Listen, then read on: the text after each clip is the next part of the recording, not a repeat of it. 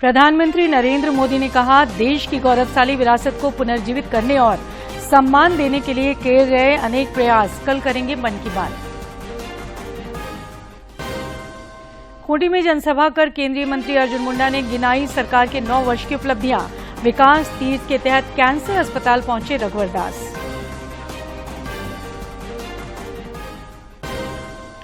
मुख्यमंत्री रोजगार सृजन योजना का किया गया विस्तारीकरण।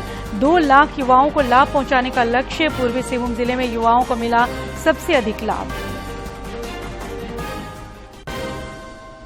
और राज्य भर में गर्मी और लू का प्रकोप जारी। ज्यादातर जिलों में तापमान 40 डिग्री के पार। उमस ने बढ़ाई और परेशानी। संताल में तो गर्मी ने तोड़े रिकॉर्ड। पारा पहुंचा 45 के पार।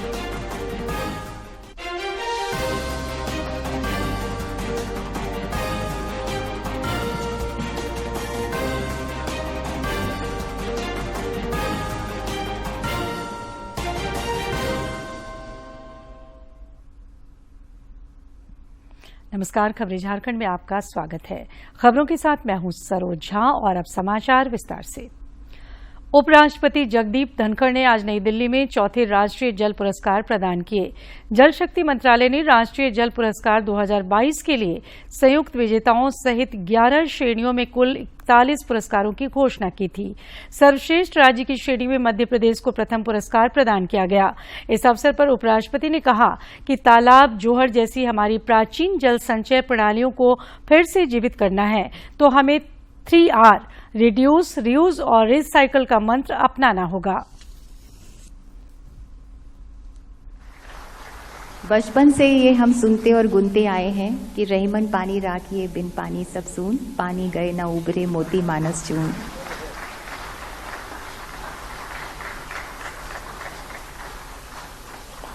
जोहर जैसी कई प्राचीन सांस्कृतिक विरासत रूपी व्यवस्थाओं को संरक्षित और पुनर्जीवित करने के लिए हमें 3R, जिसकी ओर प्रधानमंत्री जी ने संकेत दिया है, रिड्यूस, रिसाइकल एंड रीयूज के मंत्र को अपनाना होगा। प्रधानमंत्री नरेंद्र मोदी 20 जून से अमेरिका और मिस्र की 6 दिवसीय राजकीय यात्रा पर जाएंगे। प्रधानमंत्री की यात्रा का भारतीय मूल के लोग बेसब्री से इंतजार कर रहे हैं। To welcome him in Washington, D.C. and to listen to his address in the Congress. Honorable Prime Minister Narendra Modi ji to the United States of America from the Boundary Boras of California. I'd like to warmly welcome Honorable Prime Minister of India, Shri Narendra Modi, for his state visit to the United States. The Indian American community is deeply proud of Prime Minister Modi's inspiring and stellar leadership. On behalf of the Indian American community here in Dayton, I wish President Biden and Prime Minister Modi the very best as they deliberate and engage in strengthening and deepening India-US relations. प्रधानमंत्री नरेंद्र मोदी ने कहा है कि देश की गौरवशाली विरासत को पुनर्जीवित करने और सम्मान देने के लिए अनेक प्रयास किए गए हैं। इस पहल से युवाओं तथा भारतीय संस्कृति के बीच संबंध और गहरा हुआ है। श्री मोदी ने आज ट्वीट संदेश में कहा कि देशवासियों को भारत की समृद्ध तथा विविधतापूर्ण संस्कृति पर गर्व है। सरकार ने देश के तीर्थ स्थलों और आस्था के केंद्रों को फिर से जीवंत करने के लिए बहुत से उपाय किए हैं।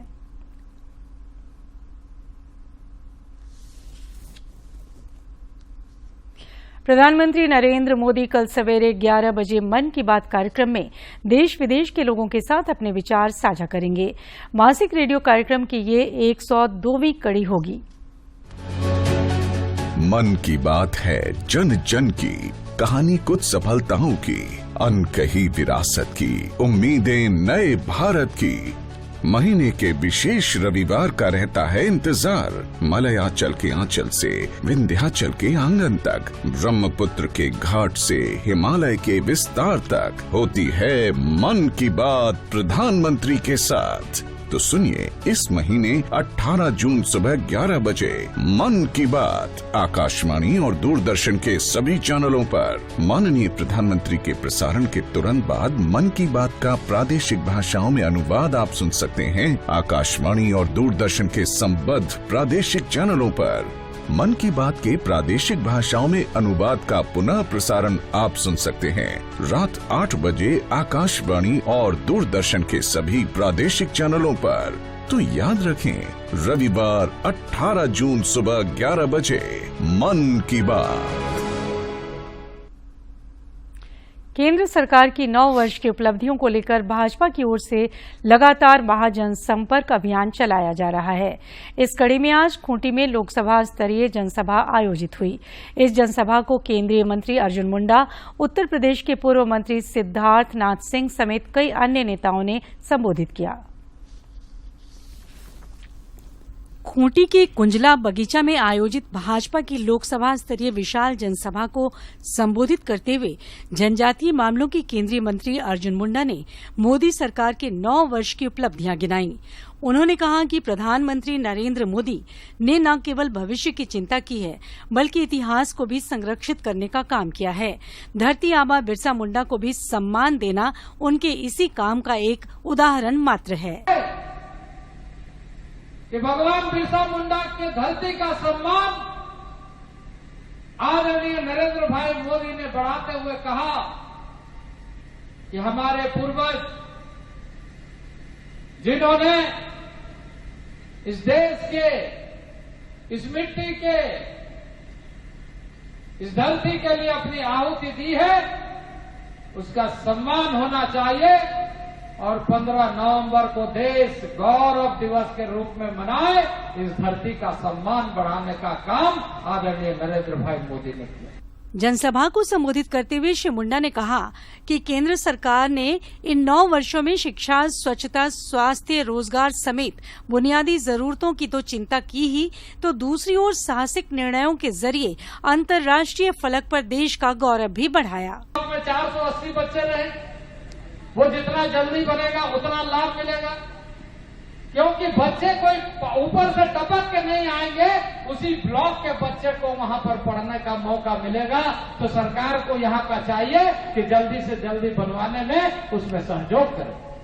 जनसभा को बतौर मुख्य अतिथि संबोधित करते हुए यूपी के पूर्व मंत्री सिद्धार्थ नाथ सिंह ने केंद्र सरकार की उपलब्धियां तो गिनाई ही, राज्य की हेमंत सरकार को भी कटघरे में खड़ा किया। ये सरकार जो है वो कार्बन कॉपी है ममता बनर्जी सरकार की, जहां पे सिंडिकेट वर्ल्ड चलता है, जहां पे आपकी खनन की चोरी होती है, जहां पे माफिया राज चलता है, जहां के अंदर बालू और पत्थर की भी यहाँ पे व्यापार अवैध रूप से होता है। जनसभा में पद्म भूषण कड़िया मुंडा, स्थानीय विधायक नीलकंठ सिंह मुंडा, कोचे मुंडा समेत भाजपा के कई वरीय स्थानीय नेता और पंचायत स्तर के कार्यकर्ता मौजूद थे।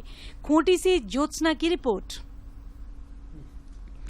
राज्य के पूर्व मुख्यमंत्री रघुवर दास ने आज रांची कैंसर अस्पताल एवं अनुसंधान केंद्र का परिभ्रमण किया। मोदी सरकार के 9 वर्ष पूरा होने पर विकास तीर्थ अभियान के तहत उन्होंने अस्पताल का परिभ्रमण किया। इस दौरान उन्होंने अस्पताल के बारे में विस्तार से जानकारी ली। मोदी सरकार के 9 वर्ष पूर्ण होने के अवसर पर विकास तीर्थ अभियान के तहत रांची के सुकरहुट्टू स्थित कैंसर अस्पताल का आज भाजपा के राष्ट्रीय उपाध्यक्ष रघुवर दास ने परिभ्रमण किया। 23 एकड़ में बने इस परिसर का भ्रमण करने के बाद श्री दास ने कहा कि ये अस्पताल उनके सपने का प्रोजेक्ट रहा है। उन्होंने 2019 में इसका भूमि पूजन किया था। उन्होंने कहा कि आज इसे देखकर काफी अच्छा लग रहा है। हम टाटा साहब ने किया और टाटा साहब के मार्गदर्शन में ही ये विगत 9 साल में मोदी जी के जो सेवा, सुशासन और गरीब कल्याण, इसी 9 साल के अंदर एक कैंसर हॉस्पिटल भी झारखंड की और आसपास के ज़िले की जनता की सेवा, अच्छा शासन मिले और गरीब कल्याण के हेतु अब इस कैंसर हॉस्पिटल में आने वाले समय में आयुष्मान जिसके पास कार्ड है उस कैंसर हॉस्पिटल से इलाज करा सकते हैं। परिभ्रमण के दौरान श्री दास को निदेशक डॉक्टर मदन मोहन पांडे ने अस्पताल से संबंधित पूरी जानकारी दी। अस्पताल में फिलहाल ओपीडी का सफलतापूर्वक संचालन किया जा रहा है। यहां टिश्यू कैंसर के इलाज के लिए सबसे अच्छी व्यवस्था उपलब्ध कराई गई है। पूर्व मुख्यमंत्री रघुवर दास ने उम्मीद जताई कि जल्द ही इस अस्पताल में ब्लड कैंसर और बच्चों के कैंसर का इलाज भी शुरू हो जाएगा। गवर्नमेंट ने अप्लाई कर दी। मैंने अभी तुरंत अरुण कुमार सिंह से बात की तो मुख्यमंत्री आसादी योजना आयुष्मान भारत के जो भी गरीब के पास है इस कैंसर अस्पताल में अपना इलाज करा सकते हैं। यहाँ के डॉक्टर नर्स स्टाफ के लिए जो बनेंगे तो निश्चित रूप से रांची टाटा नाम जोड़ना चाहिए इसमें, और इसका मैं सरकार से अनुरोध करूंगा। मुख्यमंत्री रघुवर दास के कार्यकाल में इस अस्पताल के लिए जमीन उपलब्ध कराया गया था। अस्पताल में 14 ऑपरेशन थिएटर, 28 आईसीयू बेड और ब्लड बैंक समेत रेडियोथेरेपी, एमआरआई, अल्ट्रासाउंड और सिटी स्कैन की सुविधा दी जा रही है। बहुत जल्द यहां पर आयुष्मान भारत योजना के तहत भी इलाज शुरू किया जाएगा। रांची से कर्मवीर। भारतीय जनता पार्टी की नीतियों से प्रभावित होकर अवकाश प्राप्त भारतीय पुलिस सेवा के अधिकारी राजीव रंजन सिंह ने आज अपने सैकड़ों समर्थकों के साथ भाजपा की सदस्यता ग्रहण की। इस मौके पर प्रदेश अध्यक्ष दीपक प्रकाश, पूर्व प्रदेश अध्यक्ष डॉक्टर दिनेशानंद गोस्वामी, प्रदेश महामंत्री प्रदीप वर्मा ने पार्टी का पट्टा पहनाकर उनका मंच पर स्वागत किया। मिलन समारोह को संबोधित करते हुए श्री दीपक प्रकाश ने कहा कि राजीव रंजन के भाजपा में शामिल होने से संगठन को मजबूती मिलेगी। जिंदाबाद, जिंदाबाद, दीपक प्रकाश जिंदाबाद, जिंदाबाद, जिंदाबाद। बहुत बहुत अभिनंदन।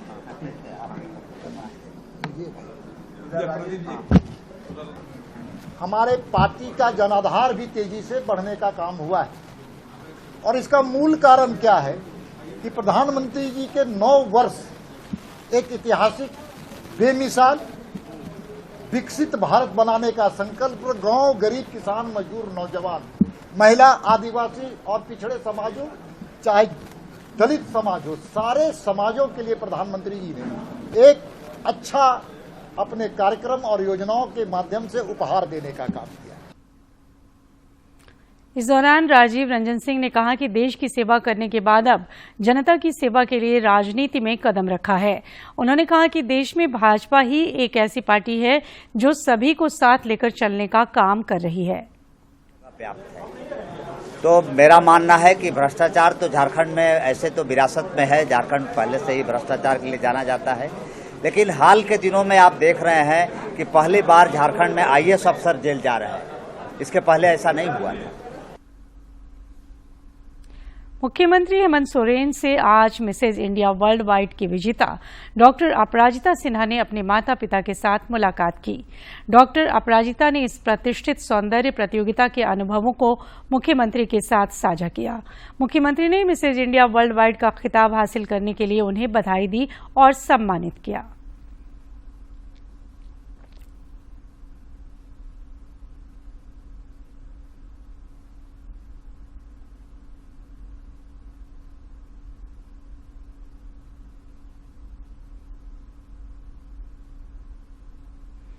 मुख्यमंत्री हेमंत सोरेन द्वारा रोजगार सृजन योजना में किया गया सरलीकरण आज स्वरोजगार करने वाले अनुसूचित जाति, अनुसूचित जनजाति, पिछड़ा एवं अल्पसंख्यक वर्ग के लिए वरदान साबित हो रहा है। मुख्यमंत्री रोजगार सृजन योजना के तहत पिछले 2 वित्तीय वर्ष 2021-22 एवं 2022-23 में राज्य भर के 6,272 युवाओं को स्वरोजगार के लिए सरकार ने करीब 105 करोड़ रुपए प्रदान किया है। वहीं वित्तीय वर्ष 2023-24 के करीब 2 लाख युवाओं को इस योजना से लाभान्वित करने का लक्ष्य तय किया है।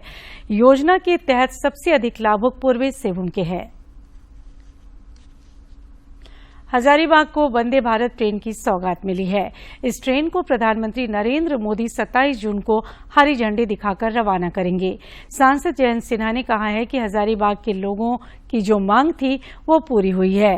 देश की सबसे तेज ट्रेन का परिचालन का लाभ हजारीबाग वासियों को मिलने जा रहा है। हम लोगों के यशस्वी परम आदरणीय प्रधानमंत्री जी वंदे भारत पटना से रांची की ट्रेन का हरा झंडा देंगे और 27 को कमर्शियल ऑपरेशंस जो है आरंभ हो जाएंगे। ये मुझे रेलवे बोर्ड से सूचना मिल चुकी है। इसलिए 27 जून को जो हम लोग सपना इतने दिनों से देखते आए हैं, इस सपना को हम लोग साकार करेंगे और वंदे भारत की ट्रेन जो है उसकी शुरुआत हो जाएगी। साथ साथ और इसके लिए मुझे अभी डेट नहीं मिला है। साथ साथ आपको मालूम है कि वंदे भारत ट्रेन जब से चालू हो जाएगी तो इंटरसिटी एक्सप्रेस भी उसके बाद जल्द ही चालू हो जाएगी और वो इंटरसिटी एक्सप्रेस रांची से लेकर कोडरमा चलेगी और फिर कोडरमा से लेकर रांची वापस आएगी। तो राज्य में करीब 83% विद्यालयों में अब बच्चों को शुद्ध जल मिल रहा है। मुख्यमंत्री सचिवालय की ओर से जारी प्रेस विज्ञप्ति के अनुसार राज्य में करीब 22 लाख परिवारों तक FSTC के माध्यम से शुद्ध जल की आपूर्ति सुनिश्चित की गई है। विज्ञप्ति में ये भी कहा गया है कि विद्यालयों और आंगनबाड़ी केंद्रों तक नल के माध्यम से शुद्ध जल की आपूर्ति सुनिश्चित की जा रही है। अवैध खनन घोटाले का आरोपी दाहू यादव पुलिस रिकॉर्ड में भले ही फरार चल रहा है, लेकिन अपनी हरकतों से वो बाज नहीं आ रहा। 15 जून को दाहू यादव ने अपने साथियों के साथ मिलकर गंगा नदी में मालवाहक जहाज डुबाने का प्रयास किया। पहले तो उसने क्रू मेंबरों को बंधक बनाया और फिर जहाज में छेद करके उसे गंगा में डुबाने की कोशिश की। इस मामले में जहाज के सुरक्षाकर्मी ने मुफस्सिल थाने में दाहू सहित 15 के खिलाफ मामला दर्ज करवाया है। दाहू यादव मामले पर भाजपा विधायक दल के नेता बाबूलाल मरांडी ने एक बार फिर हेमंत सरकार पर हमला बोला है। उन्होंने एक ट्वीट कर कहा कि राज्य सरकार ने प्रदेश की पुलिस को पंगु बनाकर रख दिया है। इस संबंध में उन्होंने कई बार सूचनाएं भी दी और मुख्यमंत्री को पत्र भी लिखा, लेकिन कोई कार्रवाई नहीं हुई।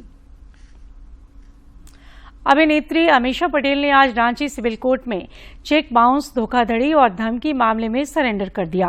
फिल्म निर्माता अजय कुमार ने अमीषा के खिलाफ चेक बाउंस, धमकी देने का आरोप लगाया है। अमीषा पटेल ने सिविल कोर्ट के सिविल जज DN शुक्ला की अदालत में सरेंडर किया। बाद में कोर्ट ने उन्हें 10,000 के 2 बेल बॉन्ड पर जमानत दे दी।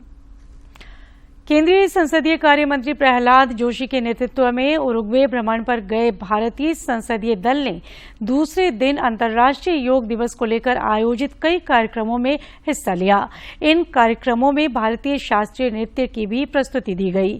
संसदीय दल ने टाटा कंसल्टेंसी सर्विसेज के कार्यालय का भी भ्रमण किया और इसके अधिकारियों के साथ बैठक की। भारतीय संसदीय दल में मौजूद रांची के सांसद संजय सेठ ने बताया कि योग के प्रति उरुग्वे की जनता के बीच जो आकर्षण देखने को मिला वो अद्वितीय है।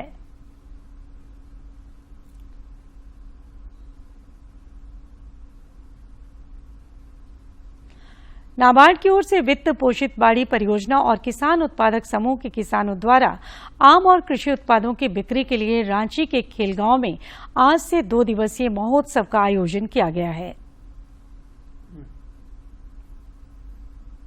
रांची के खेलगांव कॉलोनी में लगाए गए इस आम महोत्सव में राज्य के 10 जिलों के आम और सब्जी उत्पादक किसान शामिल हुए। किसानों ने कहा कि बाड़ी परियोजना से जुड़कर उन्हें आत्मनिर्भर बनने में मदद मिल रही है। इस तरह के प्रयासों से उनके उत्पादों को बाजार भी मिल रहा है। आम किसानों तो जो बदलाव आ रहा है FPO के मार्फत से आ रहा है। FPO उसमें सहयोग कर रहे हैं, प्रचार प्रसार, खेती का तरीका बता रहे हैं। नाबार्ड के द्वारा आयोजित इस आम के महोत्सव में यहाँ पर हम लोग आए हुए हैं और यहाँ पर हम लोगों के पास लोहाजंग, काला पहाड़, लंगड़ा मालदा, एम सागर, मल्लिका, जर्दालू, तमाम तरह का हम लोग आम लेकर के आए हुए हैं यहाँ पर। कृषि के क्षेत्र में किसानों को आत्मनिर्भर बनाने में नाबार्ड की भूमिका काफी सराहनीय रही है। नाबार्ड के झारखंड प्रभारी अधिकारी सुनील जहागीरदार ने बताया कि आम महोत्सव के माध्यम से राज्य के विभिन्न जिलों के किसानों को रांची में एक मंच देने का प्रयास किया गया है। अगले हफ्ते 25, 26, 27, 28 जून ये हम जो अपनी झारखंड कोऑपरेटिव बैंक है उनके परिसर में इसी तरह के आयोजन कर रहे हैं। 4 दिन का ये महोत्सव होगा। नाबार्ड और टाटा स्टील फाउंडेशन के सहयोग से किसानों को बाड़ी परियोजना से जोड़ा जा रहा है। फाउंडेशन के एग्रीकल्चर मैनेजर ने बताया कि बंजर और बेकार पड़ी भूमि को कृषि योग्य बनाकर आदिवासी किसानों को कृषि के क्षेत्र में आगे बढ़ाया जा रहा है।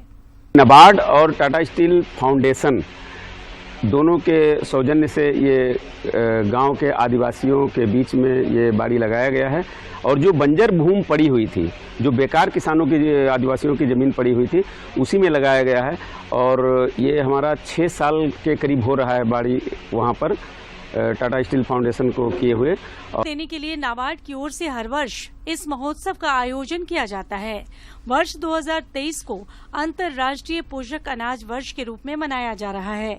इसीलिए आम के साथ साथ किसान उत्पादक समूहों के विभिन्न मिलेट्स उत्पादों को भी इस महोत्सव में शामिल किया गया है। रांची से कर्मवीर की रिपोर्ट। राष्ट्रीय गुणवत्ता आश्वासन मानक के विभिन्न मापदंडों पर खरा उतरते हुए health and wellness centre Sundarnagar Jamshedpur को राष्ट्रीय स्तर पर NQAS प्रमाणित हेल्थ संस्थान घोषित किया गया है। सुंदरनगर वेलनेस सेंटर को कुल 88% अंक प्राप्त हुए, जो राज्य स्तर पर प्रमाणित सभी संस्थानों में सर्वोच्च है। राज्य में दूसरे स्थान पर health and wellness centre Polpol Palamu है, जिसे 79% अंक प्राप्त हुए हैं। स्वास्थ्य एवं परिवार कल्याण मंत्रालय भारत सरकार ने health and wellness centre Sundarnagar का NQAS प्रमाणीकरण का आकलन 24 अप्रैल 2023 को किया था।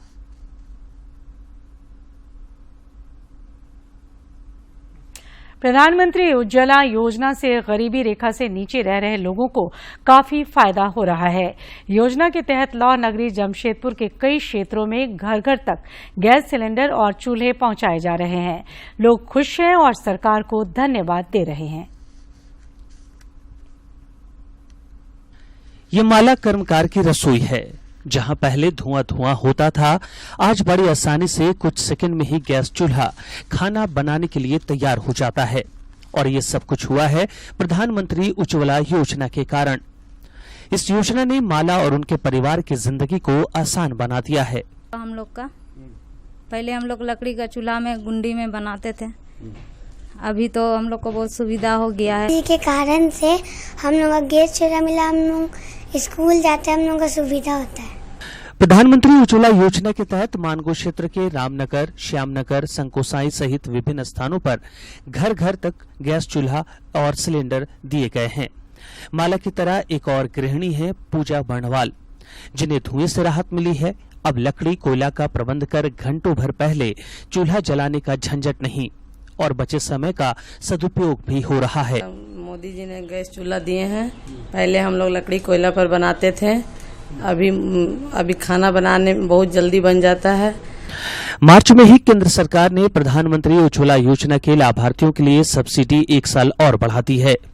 देश के करीब 9 करोड़ लाभार्थियों को प्रति सिलेंडर 200 रुपए की सब्सिडी अब 1 साल तक और मिलेगी, जो योजना का लाभ उठा रहे लाभार्थियों के लिए बड़ी राहत है। जमशेदपुर से डॉक्टर राजेश कुमार लालदास की रिपोर्ट।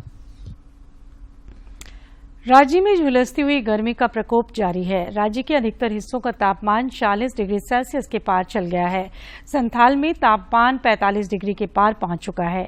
पूरे राज्य भर में चल रही लू ने लोगों का जीवन बेहाल कर दिया है। मौसम विभाग की ओर से दी गई जानकारी में बताया गया है कि कल राज्य के उत्तर पूर्व, दक्षिण और आसपास के मध्य भागों में कई स्थानों पर प्रचंड लू चल सकती है।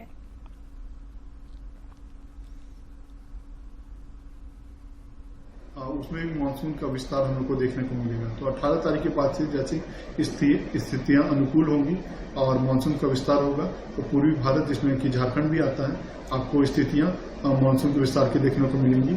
और 20-21 के आसपास में झारखंड में भी मानसून की जो एंट्री है वो संथाल के इलाके से कुछ इस इलाके में हो सकती है। गुजरात में तबाही मचाने के बाद चक्रवात बिपरजॉय काफी कमजोर पड़ गया है और ये उत्तर पूर्व की दिशा में आगे बढ़ रहा है। मौसम विभाग का कहना है कि दक्षिणी राजस्थान और उत्तर गुजरात के 1-2 स्थानों पर भारी बारिश के आसार हैं।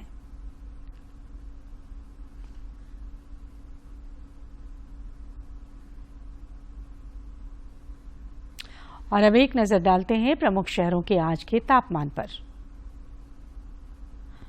राजधानी रांची का अधिकतम तापमान 40.8 और न्यूनतम तापमान 28.8 डिग्री सेल्सियस रिकॉर्ड किया गया। जमशेदपुर का अधिकतम तापमान 42 और न्यूनतम 29 तथा डाल्टनगंज का अधिकतम तापमान 44.8 और न्यूनतम तापमान 30.8 डिग्री सेल्सियस रिकॉर्ड किया गया। दिल्ली के तालकटोरा स्टेडियम में शुरू हुए India open international karate championship में झारखंड के अक्षत जायसवाल ने स्वर्ण पदक जीतकर देश का नाम रोशन किया है। अक्षत ने 11 वर्ष आयु वर्ग में ईरान के खिलाड़ी को हराकर ये पदक अपने नाम किया है। अक्षत इमा कराटे स्टूडियो रांची के खिलाड़ी हैं। उनके पदक जीतने पर इंटरनेशनल मार्शल आर्ट अकेडमी के अध्यक्ष संसाई अनिल किस्पुट्टा समेत अन्य लोगों ने बधाई दी है। और अब एक नजर डालते हैं आज के इतिहास पर।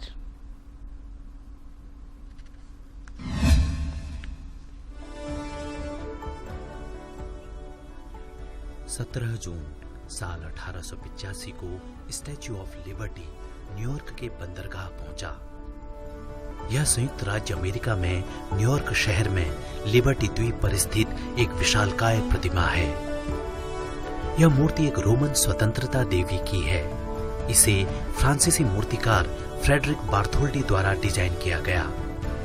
इस विशालकाय मूर्ति का निर्माण कार्य साल 1876 में शुरू कर दिया गया था। इस विशाल प्रतिमा का निर्माण कार्य लगभग 10 साल में पूर्ण हुआ।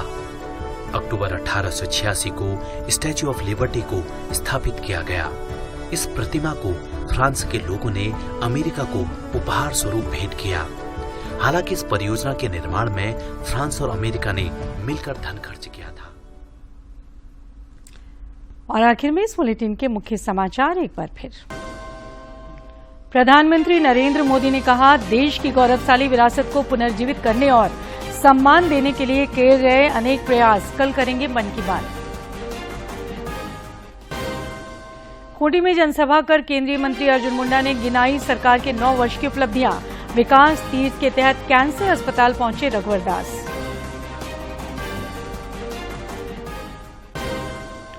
मुख्यमंत्री रोजगार सृजन योजना का किया गया विस्तारीकरण।